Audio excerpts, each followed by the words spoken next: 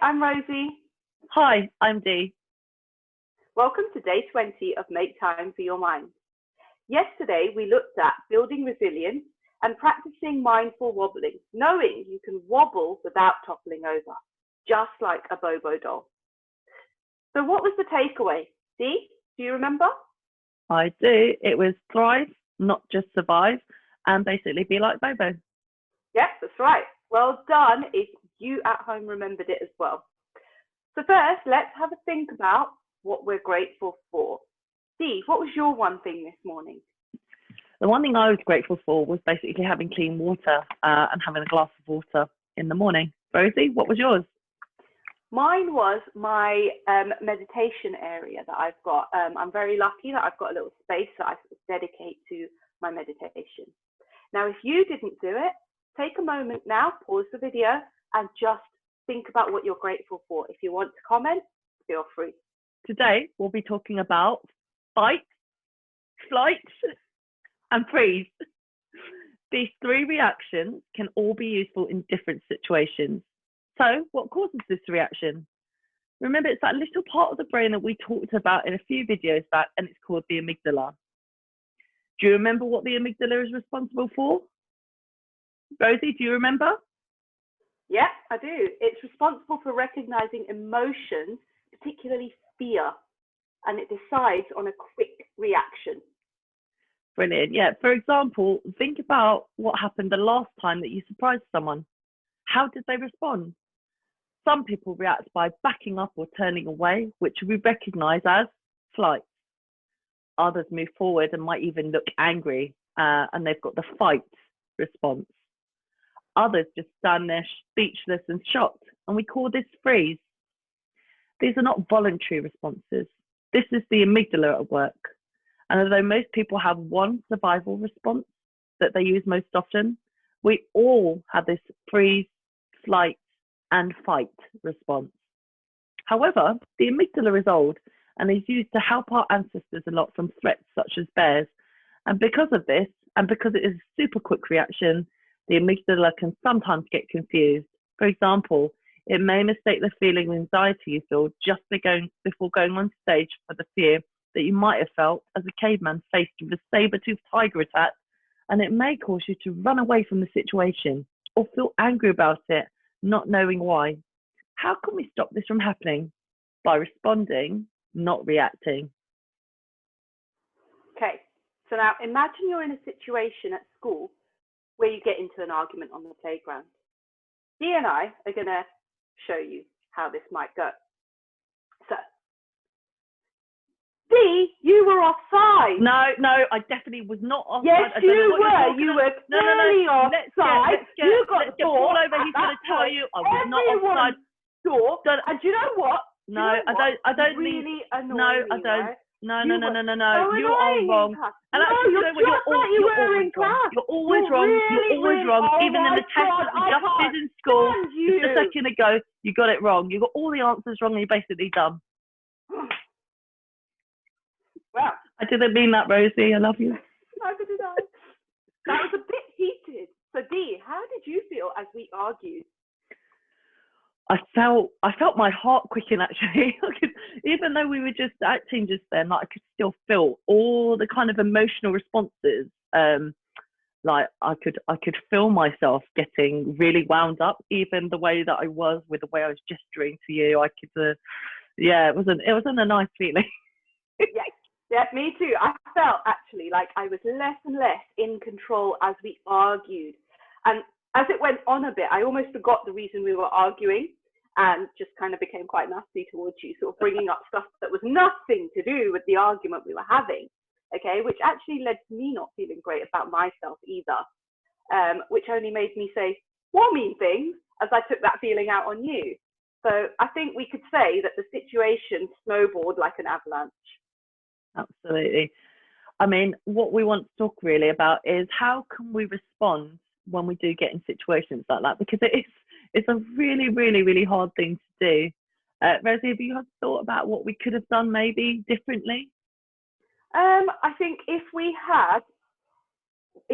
looked at the situation, we could have asked other people for their opinions. Other people might have seen what had happened outside of us. There's a line that we always use, which is to agree to disagree, you know, and I think this is quite a useful line to have, really, because we're not going to get on with everyone in this world. You know, we're not going to have everyone like us, and we're not going to like them either. And so this agree to disagree is a really quite powerful phrase, because actually you can just kind of get on with things then. And actually, even if you like someone, you're not going to agree 100% of the time on everything. You and I don't agree on every single thing, no. And we get along really well. So I think it's really important that we learn how to agree to disagree. Absolutely. And it is, like you said in that last bit, it's just like making sure that the snowballs don't turn into these avalanches, because then the feelings really get quite overwhelming for you, and then the situation gets very out of control. And this is when things happen, like we could have got into a physical fight, you know, and actually there's some things that you just can't take back, and it's about stopping them before it gets into that situation. Yeah. And actually, I just thought of another thing that we could have done. We could have used some of the techniques we've been learning over the last few Absolutely. videos. You know, we could have used our flipping the lid technique and just give up those big feelings, that gentle hug, you know, or we could have just taken a few deep breaths to center ourselves. And moved ourselves away. Yeah. Absolutely. Moved ourselves away from the situation, taking 3 deep breaths, and then come back in. And I think in situations like it's really important to tell the person how you're feeling as well, because people can say things to us all the time. So it could be like, actually, do you know what? It really hurt me that you said that I was offside, because I genuinely wasn't. Or I don't know. It's more about being really, I guess, clear about how someone is making you feel. You know, because sometimes which again, you don't even know that. Easy to do.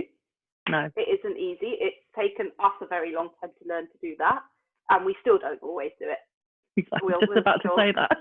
Yeah, we don't always do it, but we do try and catch when we don't, and I think that's part of that process of learning how to do it. 100%. Yeah, definitely. Today's main takeaway is that actions have consequences. Okay, what could have been the consequences which we talked about if it continued? We could have been physical with each other. We could have ruined our friendship by saying things that we couldn't take back. And also you could get into trouble, I guess, with your parents, the teachers, but just in life as well. Like, this isn't just about a school situation. Like, later on in life, if something like that does happen, it can get you into quite serious trouble too. We thank you for joining us with this session. Tomorrow, we're going to be looking at kindness, compassion, and understanding, and the role that they play in leading a more mindful life.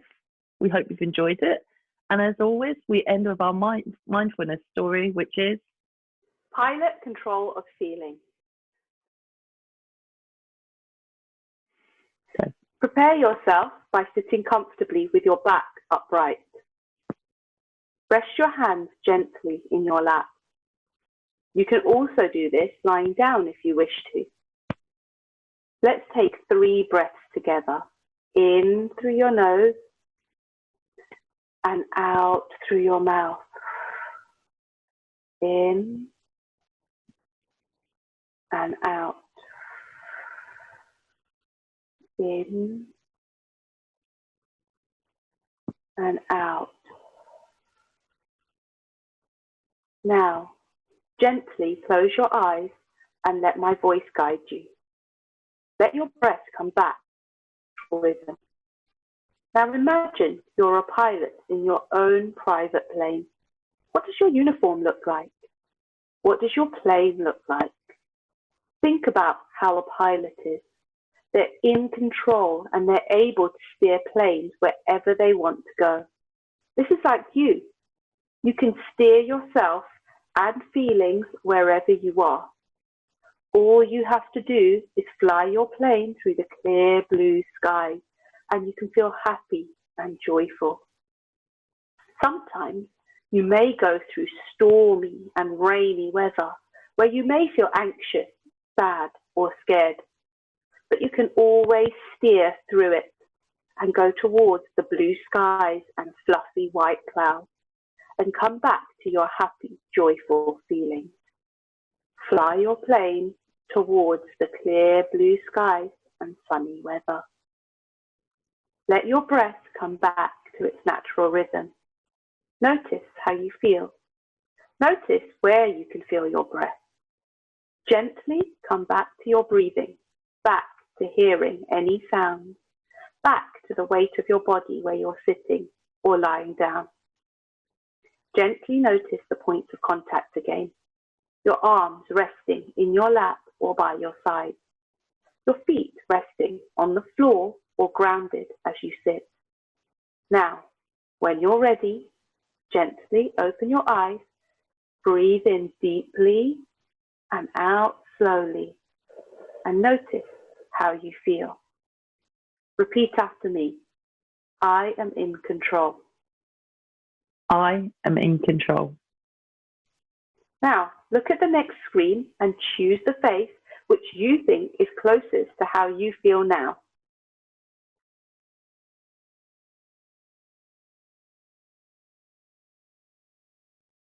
Thank you for joining us today. Keep practicing, and we look forward to seeing you for day 21 of Make Time for Your Mind. Bye. Bye.